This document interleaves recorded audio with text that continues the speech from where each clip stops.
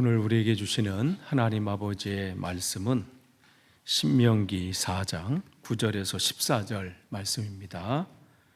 신명기 4장 9절에서 14절 말씀 제가 봉독해 드리겠습니다. 신명기 4장 9절에서 14절입니다. 당신들은 오로지 삼가 조심하여 당신들의 눈으로 본 것들을 잊지 않도록 정성을 기울여 지키고 평생 동안 당신들의 마음속에서 사라지지 않도록 하십시오. 또한 그것들 당신들의 자손에게 길이 알리십시오. 당신들이 호렙산에서 당신들의 하나님이신 주님 앞에 섰던 날에 주님께서 나에게 말씀하셨습니다. 이 백성을 나에게로 불러 모아라. 내가 그들에게 나의 말을 들려주어 그들이 이 땅에서 사는 동안에 나를 경외하는 것을 배우고 또 이것을 그들의 아들, 딸에게 가르치게 하려고 한다. 그리하여 당신들이 산기슭에 가까이 와서 서자 하늘 한가운데까지 높이 치솟는 불길이 그 산을 휩싸고 어둠과 검은 구름이 산을 덮었습니다. 주님께서 불길 속에서 당신들에게 말씀하셨으므로 당신들은 말씀하시는 소리만 들었을 뿐 아무 형상도 보지 못하였습니다. 당신들은 오직 소리를 들었을 뿐입니다. 그때 주님께서 당신들에게 지키라고 명하시면서 그 언약을 선포하셨으니 이것이 곧 그가 두 돌판에 손수 쓰신 십계명입니다. 그때 주님께서 나에게 명하시기를 너희가 건너가서 차지할 땅에서 너희가 지켜야 할 규례와 법도를 가르쳐 주라고 하셨습니다. 아멘.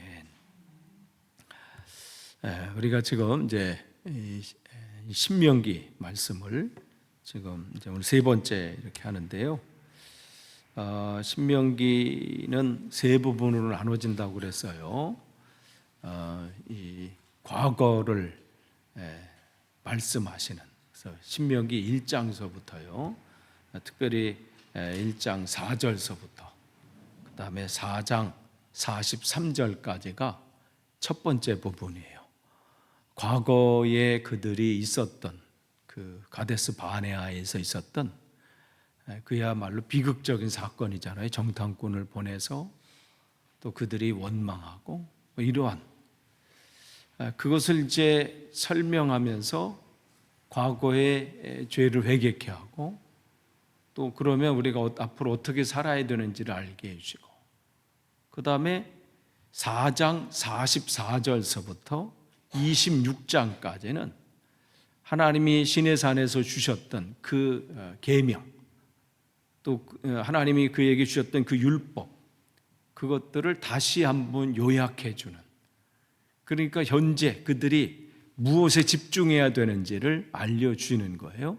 그리고 27장서부터 끝장까지 30장까지는 그럼 너희들이 들어가서 이제 가나안 땅에 들어가서 그럼 그 미래는 어떻게 살아야 되느냐?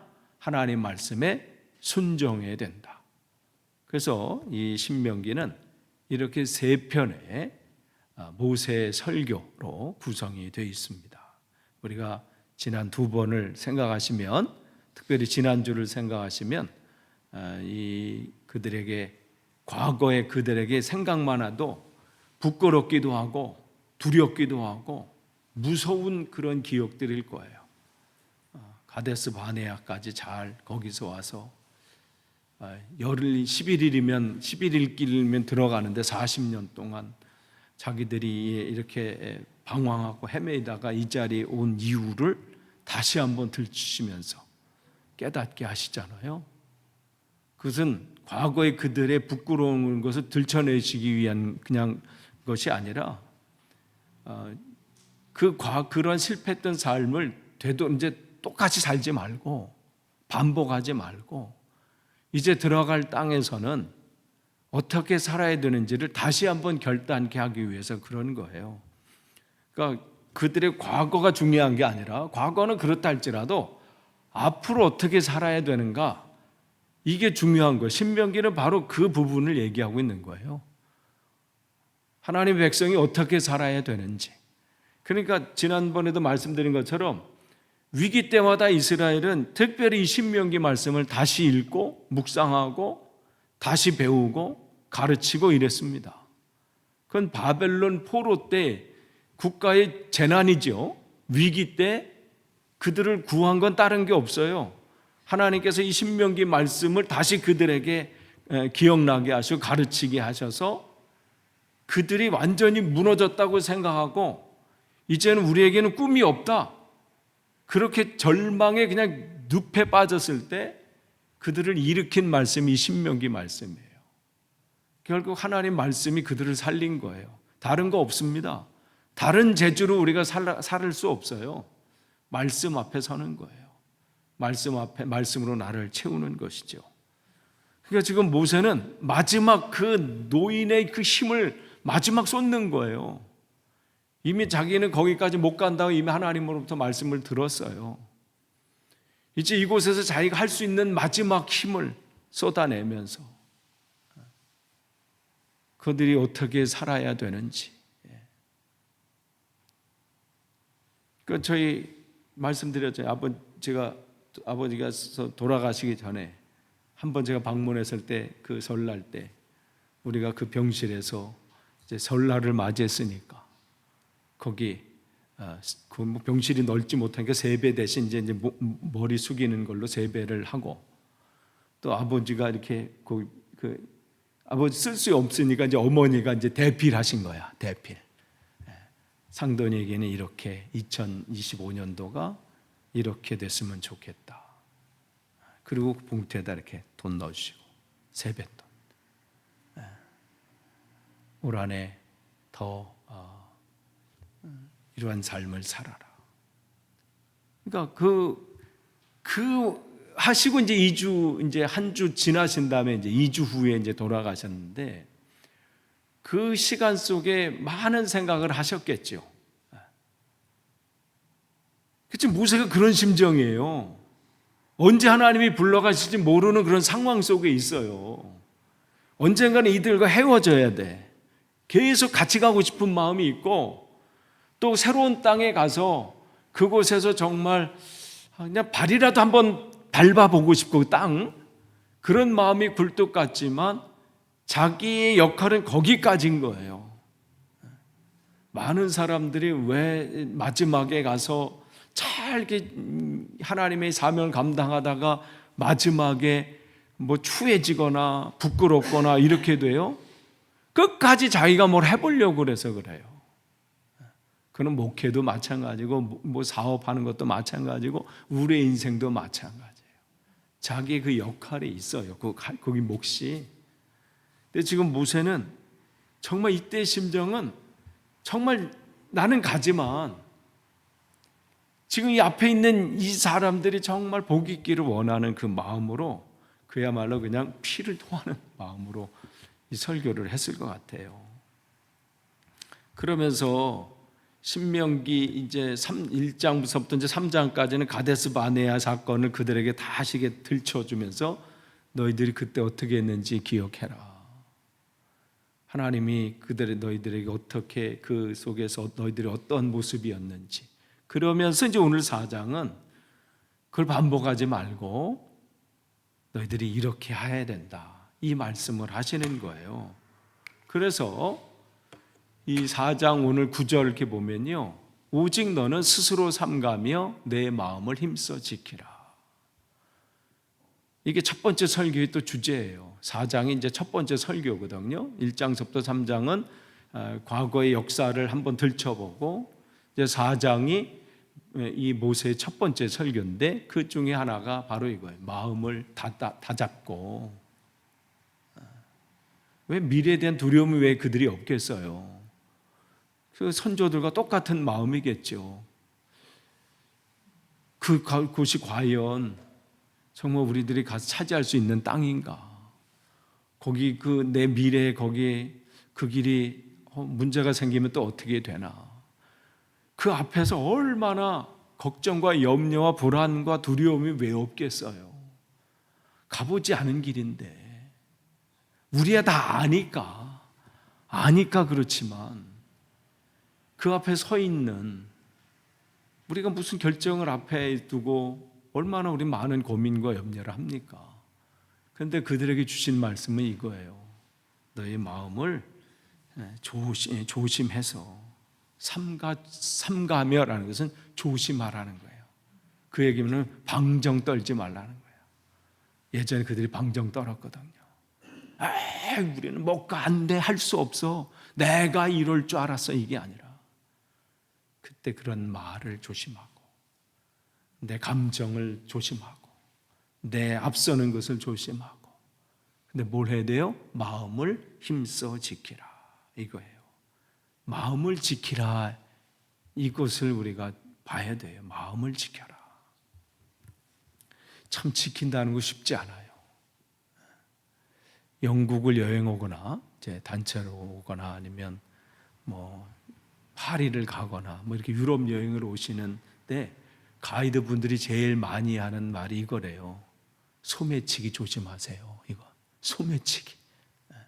그러들 런던은 그나마 좀 난데, 제가 이 로마에서도 그렇고요, 파리에서도 털릴 뻔했어. 털릴 뻔. 털리지는 않았는데 지하철에서, 그때 2014년도인가요? 이 동생이 갑자기 형, 나 내일 영국 가, 뭐 이렇게 공황 상태가 왔을 때, 그 목회 앞에서 막 왔을 때 파리를 갔다가 지하철에서 보여 그냥 대놓고 달려들어요. 와, 막 밀천에도 이럴 수가 있나? 예전에 바르셀로나에서도 있었어요. 그때 신년성에 그때 청년들하고 이렇게 막 갔는데 처음 바르셀로나 간 게 2005년도였나 그랬어요. 그때 청년들 이렇게 갔는데 청년 한 청년이 이 짝퉁 이 가방 있죠. 이 명품 가방 짝퉁인데 그들이 짝퉁인지 아닌지 알게 뭐야. 그거 몰려와 이렇게. 우리가 가면 같이 와요. 와, 아니 대놓고. 그런데 그도 그런다. 왜 그래요? 소매치기가요, 처벌이 그렇게 강하지 않대요. 그리고 잡히더라도요, 그 재판을 받으려면 소매치기 당한 사람과 한 사람이 같이 있어야 재판이 진행이 된대요. 근데 여행자들은 언제 거길 가? 그러니까 신고도 못할 뿐더 신고해봤자 되지도 않는데, 그리고 또 5만 원 밑에 무게 다 있다고 들어요. 근데 너무 처벌이 유럽은 약하대요, 소매치기가. 그러니까 해봤자 어떻게 해요? 또 나와서 해도 아무런 문제가 안 돼. 그리고 그게 자기 또 직업이니까. 직업이거든요. 대를 이어서 이렇게 배운 대전에 어릴 때부터 그 그룹이 있대요. 애들을 앞에서 이렇게 하게 되고, 뭐 아니면 또 이렇게 부부인 척 해가지고 뭐 길을 물어보는 척에 시선을 뺏고 애들이 뒤에 와서 이렇게 한다거나, 그러니까 이게 다 팀으로 하기 때문에 전철에서 이렇게 지하철에서 이렇게 문 앞에서 핸드폰 보고 있으면 딱 문 닫히기 전에 뺏어서 갖고 가는 거, 그러니까 조심하셔야 돼. 근데 참 지키려고 애쓰지만 털리는 사람이 있잖아. 꼭 있어. 내가 같이 한 어떤 분이 여기서 그냥 그 대형박물관 앞에 스타벅스에서 차 한잔 쫙 마시고 서로 목사님 어떠시니? 가방이 없어졌네. 다음 날 독일 가셔야 되는데, 그래서 그 일행들만 가고 그분은 못 가셨어. 여기서 여권 이렇게 해야 되는데, 근데 그분만 못 가신 게 아니라 그분이 미국에서 오셨는데 딸하고 같이 한국에 왔다가 여기 오신 거거든요. 딸 여권까지 갖고 왔다가 딸 것까지 잃어버렸어. 그게 더 복잡해요. 미성년자가 없어지면 여권이 안 지킬래야 더 그 사람들은 그냥 관광객하고 현지인하고 구별 안 되잖아요. 저 사람이 여기 관광 왔는지. 우리도 한국 가면요, 처음에 7년 만에 한국 갔을 때 서울 가서 막 사진 찍고 난리 났어요. 너네 애들 여기 서봐라. 그런 가정이 어디 있어요? 가족끼리 와서 뭐 서울 앞에 있는 무슨 여기 앞에 서봐, 뭐 광장시장 앞에서 서보고 무슨 어디서 서보고 막 우리는 딱 이렇게 서가지고 마치.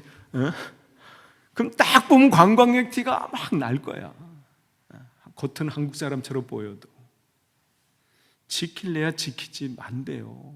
근데 우리가 지키려고 그러면 무단히 애쓰잖아요. 자동차도 마찬가지예요.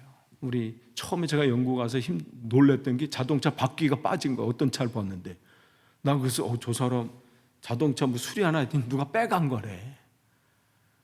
그래서 요즘 바퀴는 다 다르잖아요. 거기 넛 하나가 다른 걸로 돼 있잖아요. 그래서 왜 다 빼가서 그래서 넛 하나를 거기 있는 그 다른 걸로 꼽지 않으면 못 빼도록.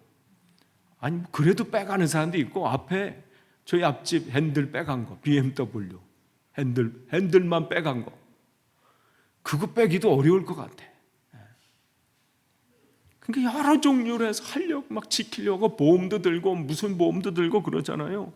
제가 어릴 때는 집집마다 한국에 있을 때 어떻게 담마다 담 위에 뭘 꽂아놨어요? 유리병 조각 꽂아놨어요. 야 지금 보면 살벌해요.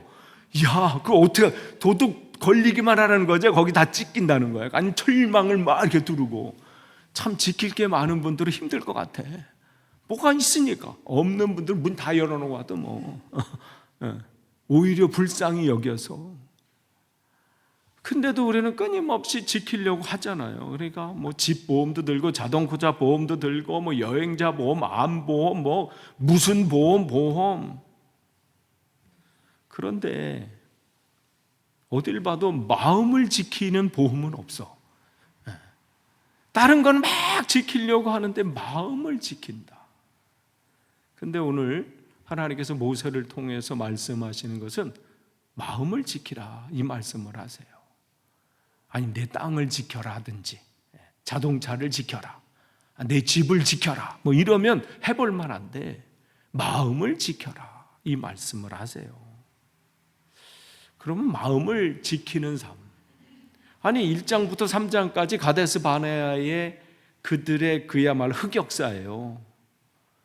잊고 싶은 그러한 것을 다시 끄집어내시면서 너희들이 앞으로 갔을 땅에서는 그렇게 살지 말고 마음을 지켜라 이 말씀을 하세요. 그럼 마음을 지키는 삶이 뭘까? 이 부분이죠. 참 우리들의 마음을 이렇게 보면 다양한 게 안에 들어있어요. 그죠? 다양한 무엇을 먹을까라고 하는 막 생각들도 많잖아요. 이것도 먹고 싶고 저것도 먹고 싶어 하는 생각도 있고 또 이 안에 염려와 걱정, 불안, 두려움들이 있습니다. 여러 가지 생각들, 남들은 모르는 내 안에 여러 가지 생각들이 있다는 것이죠. 근데 주님은 그 마음을 지키라. 그러면 이 지킨다는 게 뭘까? 여기 보면 잠언을 보면 그 무엇보다도 너는 내 마음을 지켜라. 많은 것을 지켜야 될 것이 있는데 인생을 살다 보면 근데 그 중에서 내 마음을 지켜라 이 말씀을 하세요. 왜냐하면 그 마음이 생명의 시작이기 때문에 그렇다 이 말씀을 하세요. 내가 그렇기 때문에 내가 살지 못하고 내가 불안하고 두려움이 있고 힘들어지는 것은 뭐 때문에 그렇다는 거예요? 마음을 지키지 못하기 때문에. 그러면서 신명기 4장 10절에 그 마음을 지키는 것이 뭔지를 말씀해 주셔요. 하나님께서 이 주님 앞에 호렙산, 즉 시내산이에요. 호렙산의 다른 말은 시내산인데 하나님이신 주님 앞에 섰던 날에 주님께서 나에게 말씀하셨습니다. 이 백성을 나에게로 불러 모아라. 그리고 내가 그들에게 나의 말을 들려주어서 그들이 이 땅에 사는 동안 나를 경외하는 것을 배우고 또 이것은 뭐예요? 경외하는 거예요. 그것을 그의 아들, 딸에게 가르치게 하려고 한다. 여기에 마음을 지키는 삶의 힌트가 담겨져 있어요. 그러니까 마음을 지킨다. 여러분 이제 주님께서 에덴 동산을 만드신 다음에도 지키라는 말씀을 하세요. 그럼 그들에게 에덴 동산을 지켜라 이것은 거듭 말씀드립니다. 그들이 뭐 24시간 하와는 오전 근무 뛰고 아담은 밤 근무 뛰어서 24시간 돌아다니면서 울타리를 점검하고 뭐 그 동물들의 건강 상태를 점검하고 과일의 상태를 점검하라는 얘기, 그렇게 지키는 것이 아니라 지킨다는 것은 하나님의 말씀을 붙잡는 거예요. 그러니까 에덴 동산 중앙에 나와 있던 그 선악을 알게 하는 나무의 실과 그 나무의 열매를 볼 때마다 그들이 기억해야 되는 것은, 그들의 마음에 기억해야 되는 것은 그것을 먹는 날에는 반드시 죽는다라고 말씀하신 하나님, 죽는다라는 말이 생각나서는 안 되고 그 말씀을 하신 그 하나님이 기억나야 되는 거예요. 무엇을 하든 어떤 상황에 있든 누가 유혹을 하든 어떠한 궁핍한 상황에 어떠한 위기에 처했다 할지라도 그 말씀이신 하나님이 그 안에 가득할 때, 그것을 마음에 온전히 확보했을 때 그들은 그 마음을 지키는 거예요. 그게 지켜지면 그들은 그것 때문에 에덴 동산을 지켜지게 되는 것이죠. 그러니까 그들에게 여기 말씀한 너희들은 마음을 지켜라 하는 것은 다른 게 아니라 마음을 지켜야지 무슨 이게 아니라, 그런다고 지켜지나요? 누가 한 말만 여기 쑥 하면 발쑥 그냥 감자매다 오늘 새벽 예배 드리고 찬양하고 또 올려진 그 찬양에 또 은혜 받았습니다 막 하트 누르고 막 이렇게 하고 하다가도 누가 무슨 말을 해 툭 감정을 거스르는 얘기하면 갑자기 올라오는 게 우리 마음이에요. 지켜질래야 지켜지지가 않아요. 그런데 주님께서는 그 마음을 지키라 이 말씀을 하세요. 그 지키는 건 뭐예요? 하나님을 경외하는 것이다. 이게 지키는 것이라고 말씀을 하시는 거예요. 근데 그게 뭐예요? 이 땅에서 사는 동안 한 번이 아니라 주님 앞에 가는 그날까지 매 순간 지키라는 거예요. 매 순간 하나님을 경외하라는 거예요. 즉 하나님으로 채우라는 거예요. 이 안에 계신, 내 안에 계신 주님을 내 안에 계신 주님으로 가득하게 하라는 거예요. 어떤 소리가 들려도 그것을 보면서 동산 중앙에 있는 나무 열매를 보면서 하나님을 기억하는 거예요. 이게 훈련이 계속 되어진다는 거예요. 훈련이 안 되면 어떻게 돼요? 사단이 너 하나님처럼 되라는 그 한마디에 그 나무 열매를 볼 때 하나님이 기억나야 되는데 하나님 같이라는 단어가 가득하게 되는 거예요. 하나님처럼 된다라는 그 자기 욕망, 욕심, 꿈, 비전, 이게 그 마음을 확보해버리는 거예요. 그러니까 시선이 바뀌어져요. 그전까지는 하나님을 바라보는 시선이었다면, 그래서 하나님이 이곳을 지키게 해주시지, 하나님이 이곳을 관리해 주시지, 이곳이 하나님께서 다스리게 해주시지, 그 마음으로 그 평안이 그 안에 가득했고 그 평안 때문에 그의 아담과 하와의 그 부부의 삶은 늘 희락이 넘치는 삶이었는데 시선을 주님께 고정했던 그 시선이 빼앗겨지는 순간 바뀌어지게 되는 거예요. 보암직도 하고 먹음직도 하고 지혜롭게 할 만큼 탐스럽게 됐다. 이러한 상황이 돼버린 것이죠. 확보하는 게 빼앗겨 버린 거예요. 그러니까 하나님을 경외하는 것을 배운다 이 말은 아는 거예요.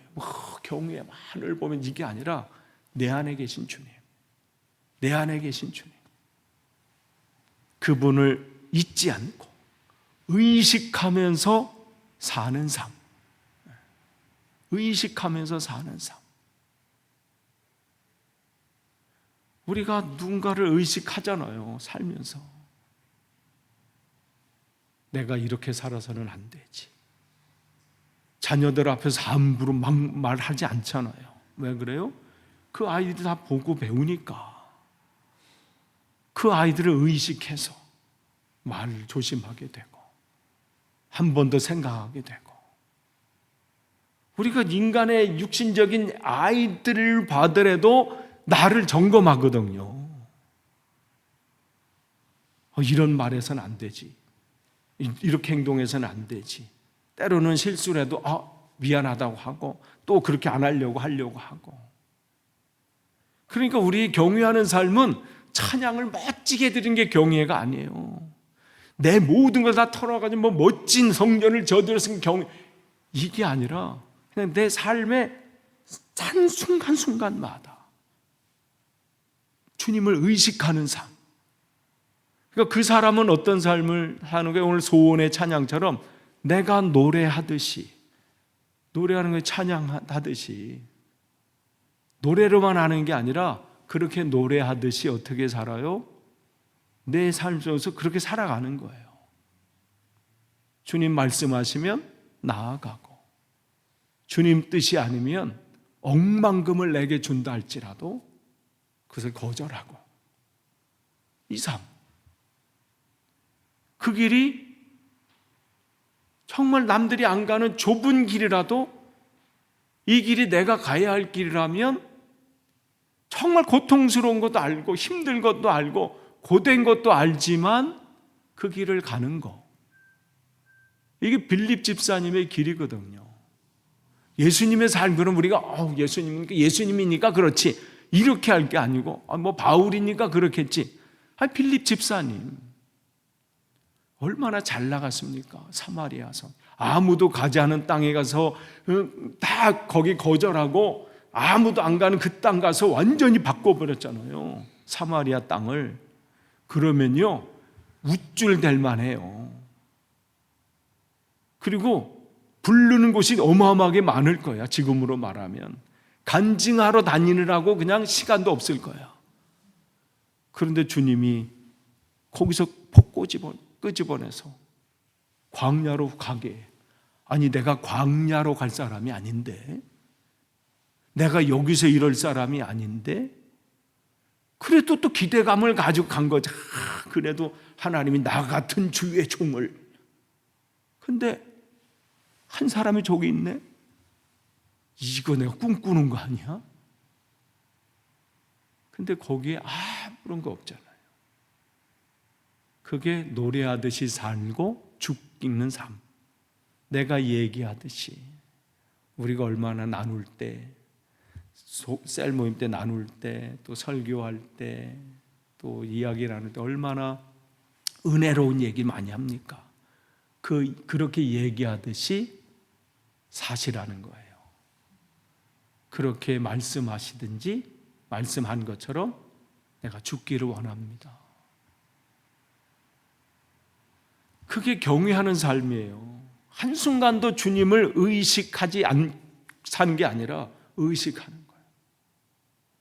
그러니까 함부로 대할 사람이 없어요. 그러면 함부로 우리가 막대하거나 아무 말하거나 할 사람이 아무도 없어요. 내가 무시해도 될 만한 사람이 이 세상에 한 사람도 없습니다. 내가 깔보거나 무시하거나 내가 등쳐먹을 수 있는 사람은 한 사람도 없어요. 그걸 배우라는 거예요. 그걸 배우라는 거예요. 어느 순간 가나안 땅에 들어가서 뭐 앞에 뭐 그냥 여리고성도 있고 뭐 많은데 그거에 마음을 빼앗겨서 그게 너 마음을 확보해 버려 가지고 큰일 났네, 안 됐네, 됐네 이러지 말고, 그거를 내 마음으로 채우지 말고 지금껏 인도하신 그 하나님, 너를 지금 이 자리에 있게 하신 그 하나님을 그 안에 그냥 늘 인식하면서 그렇게 살라는 거예요. 이게 하나님을 경외하는 삶이에요. 그리고 이걸 너만 그렇게 살지 말고 가르쳐야 될 게 이걸 가르치라는 거예요. 우리 자녀들에게 가르치는 게 뭐 좋은 대학 가는 거, 좋은 직장 잡는 법, 무슨 어떤 이게 아니라 내가 살았던 그 하나님을 경외하는 삶을 보여주는 거예요. 보여주는 거. 앉아서 그들을 가지고 성경 공부하라는 게 아니라 내가 사는 그런 삶, 하나님을 내 안에 품고 나는 죽고 예수님으로 사는 내 삶을 자녀들에게 보여주는 거예요. 자녀들은요 말 안 해도 다 봐요. 그리고 결정적인 순간에 그렇게 행동해요. 그러니까 그 부분을 가르치라고 하는 거예요. 그래서 그들에게 이것을 왜 계속 떠올려요? 하나님이 그들을 호렙산에서 만나서 뭘 하게 하셨는지를 알게 하기 위해서 그렇습니다. 하나님 마음이 그들의 마음을 장악해야 그들이 이제 새로운 땅에서 승리할 수 있음을 하나님을 아시기 때문에 그래요. 하나님의 말씀이 그들의 마음에 가득해야 그들의 인생이 복되다는 것을 알기 때문에 그렇습니다. 그러니까 그들이 지금 이 만남이 처음에는 어디서 호렙산에서 그들 주님 앞에 섰던 날, 처음으로 주님의 말씀을 받았을 때 그들의 감격, 여러분이 주님을 처음 만났을 때 그 감격, 그것으로 여러분의 마음을 또 채우셔야 돼요. 성경에서 첫사랑을 회복하라 이런 말을 하잖아요. 그땐 세상에 다른 것 없어도 그냥 주님 한 분 때문에, 그냥 나를 구원하신 그 주님의 은혜 때문에 감격하고 감사했는데 어느 순간부터 시들해져 버렸지요. 그걸 채우라는 거예요. 그걸 기억하라는 거예요. 그런데 그때 뭐라 그래요? 그때 11절 12절 보면 당신들이 산기슭에서 가까이 서자 하늘 한가운데서 높이 치솟는 불길이 그 산을 휩싸고 어둠과 검은 구름이 산을 덮었습니다. 주님께서 불길 속에서 당신들에게 말씀하셨으므로 당신들은 말씀하시는 소리만 들었을 뿐 아무 형상도 보지 못하였습니다. 그러니까 그들이 채워야 되고 하나님이 경외하면서 채워야 될 것은 다른 게 아니라는 거예요. 이 하나님의 말씀하시는 소리. 그들은 그전까지 많은 것을 경험했어요. 불기둥, 구름기둥, 또 만나와 메추라기, 또 하나님께서 홍해를 가르시는 것들, 또 여러 가지 기적들. 근데 하나님께서 그들에게 그 마음에 담아놓으라고 하는 것은 그런 기적의 사건들이 아니라 뭐예요? 하나님의 소리예요. 하나님의 소리. 이걸 채우는 거예요. 믿음의 승리는요, 우리가 끝까지 하나님 앞에 갈 때 넘어지지 않는 비결은 이 말씀을 채우는 거예요. 말씀을 채우는 거. 기적을 바라보고 오늘도 이적을 바라보면서 쫓아다니는 사람은요, 뭔가 하나 딱 보면 우와, 뭐 전 세계 뭐 야, 이런 기적의 사건. 그러면요, 거기서 또 끝나. 그 다음 되면요, 더 센 거를 찾아요. 나중엔 죽은 자가 살아나도 마음에 감동이 없어. 우리를 살리는 것은 뭐냐면 여기 보면 하나님의 소리만 들었을 뿐이에요. 소리만 들었을 뿐. 그러니까 우리가 신앙생활은요, 기적을 쫓는 게 기독교가 아니에요. 기적만 바라보고 가는 게 기독교가 아니라 기독교는 뭐예요? 하나님의 말씀의 종교예요. 그걸 계시의 종교라 그래요. 계시라는 것은 뭐예요? 하나님이 보여주신다. 뭘로 보이세요? 말씀으로. 그 말씀을 우리에게 하신다는 것이죠. 그렇기 때문에 여러분, 우리 안에 정말 하나님이 주시는 그 은혜들이 있어요. 그렇기 때문에 여러분이 기도하실 때 내가 기도했더니 역사가 나타났다, 그런 건 없어요. 뭐예요? 하나님이 우리를 통해서 역사하시려고 우리에게 기도의 마음을 불러일으키신 거예요. 우리의 중심은 언제나 하나님이셔야 돼요. 내가 기도했더니 이런 역사가 나타나고 내가 기도했더니 이런, 그게 아니라 하나님께서 그분을 통해서 그러한 일들을 하시기 위해서, 그 역사를 나타내시기 위해서 그분에게 기도하게 하는 기도의 마음을 불러 일으키신 것이고 그렇게 역사하신 거예요. 나의 간절함 때문에 소원이 이루어졌다, 나의 간절함 때문에 비전이 이루어진 게 아니라 하나님께서는 당신의 비전을 이루시기 위해서, 하나님의 소원을 이루시기 위해서 우리에게 그 간절함을 불러 일으키신 거예요. 순서가 바뀌면 안 돼요. 늘 중심은 누구예요? 하나님이신 거예요. 하나님. 그러니까 우리가 교만할 수도 없고 방정 떨 수도 없어요. 하나님이 하신 것이기 때문에 그렇습니다. 그러니까 그들에게는 다른 거 없어요. 오직 하나님 말씀만 듣고 그 말씀을 따라가는 거예요. 그렇기 때문에 이것을 알았던 이 바울은 뭐라고 하냐면 믿음은 들음에서 생기고 들음은 그리스도를 전하는 말씀에서 비롯됩니다. 그러니까 들음에서 생긴다. 들음에서 생긴다 그러니까 막 유튜브를 통해서 설교 듣고 뭐 또 설교 많이 들으라는 게 아니에요. 물론 들으면 좋죠. 여기서 들음이라는 것은 뭐냐면 내 안에서 말씀하시는 하나님의 소리에 귀를 기울이라는 거예요. 그러니까 여러분이 기도하실 때도 귀를 기울이셔야 돼요. 때로는 침묵 가운데 주님 내가 어떻게 해야 되겠습니까? 하면서 내게 말씀하시는 주의 음성에 귀를 기울이셔야죠. 또 기도하신 후에 내 삶 속에서 하나님께서 어떻게 일하시는지를 주목하는 거예요. 그것도 듣는 거예요. 아내를 통해서 어떤 내가 그동안 안 했던데 저 아내가 왜 나한테 저 말을 하지? 남편이 아니면 어떤 분이 집사님이 권사님이 어떤 말을 했을 때 어느 때는 그 말이 내 마음에 하나님이 내게 이렇게 말씀하시는구나. 모든 속에서 우리는 들어야 된다는 거죠. 왜냐하면 하나님은 내 안에서 말씀하시기를 원하세요. 그렇기 때문에 이 듣기 위해서는 또 뭐가 전제가 돼야 돼요? 읽어야 돼요. 그래서 성경을 읽는 거예요.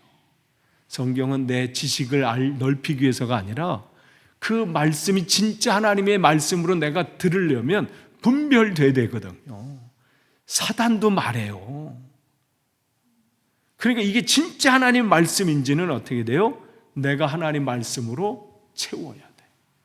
그래서 읽고 묵상하고 그거 봐서 그 되어지는 상황과 누가 얘기하는 것이 과연 성경에 나오는 그 말씀과 일치하는지를 알게 되죠. 그렇지 않으면 어떻게 해요? 2단, 3단에 막 빠지는 거예요. 뭐 대단한 신비한 얘기하거든. 대단히 뭐 하고 뭐 끝을 맺습니다. 오늘 4장은 1장서부터 3장, 4장까지가 이제 한 첫 부분인데 과거를 점검해서 이제 앞으로 어떻게 살아야 될지 그 부분은 이제 서론 부분이에요. 그리고 5장서부터 이제 쭉 4장 44절서부터 이제 이까지 주로는 이제 율법을 이제 하나님이 이 호렙산에 주셨던 그 율법 그 말씀을 하나하나 다시 요약하면서 그들에게 설명하는 2부가 이제 다음 주 이제 제가 또 전할 텐데 그들이 그 전에 해야 될 것은 뭐냐면 마음을 지키는 것인데 마음을 지킨다는 것은 내 안에 내 마음에 하나님으로 가득하게 하는 거예요. 어떠한 상황 가운데 있든 어떠한 형편 가운데 있든 내 안에 계신 하나님을 의식하면서 사는 것. 그러니까 일부러 그렇게 훈련을 하셔야 돼요. 훈련 안 되면요 조금 하다가 또 까먹어. 이건 훈련, 그래서 이걸 영성 훈련이라 그래요. 매 순간마다 하나님이 계시면 의식하세요. 여러분 만약에 누군가 약간 불편해. 그런데 여러분 옆에 그분이 계셔. 무슨 직장의 상사다든지 아니 여러분 옆에 제가 있다든지 아니 누가 있어. 24시간 운전할 때마다 내가 딱 앉아 있어요. 이렇게 딱. 그러면 참 목사님 알아서 하세요. 난 내 마음대로 할 테니 이러진 않으니까 목사님도 계시니 또 젠틀한 척하고 앞에 누가 껴들면 쫙 이렇게 하고 말이죠. 자동차를 쫙 하고 그냥 뭐 다 해도 다 기다려주고 말이지. 앞에 차가 약간 늦게 가더라도 바로 빵 안 하고 한국에서 이번에도 빵 많이 먹고 왔어. 그냥 1초만 늦어도 빵이야. 아니 동시에 나가자는 빵이더라고. 어떤 사람은 야 뒷차가 아니야. 뒤에 차가 빵해. 오, 야. 그래도 목사님 계시니 그 의식하는 거예요. 아니, 인간 누가 옆에 있어도 의식하는데 하나님 의식하는 거, 이게 훈련되셔야 돼요. 그러면요, 말도 조심하게 돼요. 사람을 누군가 만나셨을 때 이 사람을 함부로 못 대해야 돼요. 왜냐하면 그 안에 하나님이 계신 게 보이기 때문에. 나를 정말 사랑하신, 나를 사랑하신 하나님이 그분도 엄청 사랑하시다. 내가 무시하고 함부로 대했던 사람도 너무 사랑하셔. 나를 위해서 십자가에 죽으신 그 예수님이 그 인간을 위해서 죽으셨거든. 그러니까 불쌍히 여기는 마음이 생겨요. 그게 경외하는 삶이에요. 아무쪼록 우리가 주님 앞에 서는 그날은 있어요. 그 전까지. 여기서 그렇기 때문에 오늘 여기서도 이 땅에 사는 동안 이렇게 되어 있는 거예요. 이 땅에 사는 동안. 오늘만이 아니라 이 땅에 사는 동안 하나님 경외하는 것을 배우라. 훈련하라는 거예요. 내 안에 계신 훈련해라. 그럼 그 훈련이요, 여러분에 끝나지 않아요. 자녀들이 배워요. 자녀들도요, 그렇게 쫓아가요. 여러분이 정말 중요합니다. 정말 중요해요. 기도하겠습니다. 하나님, 정말 주님을 따라가길 원하고 내 안에 내 마음을 지키길 원합니다. 흔들리지 않도록 하나님 마음으로, 하나님으로 채울 수 있도록 늘 인도해 주옵소서. 예수님의 이름으로 기도합니다. 아멘.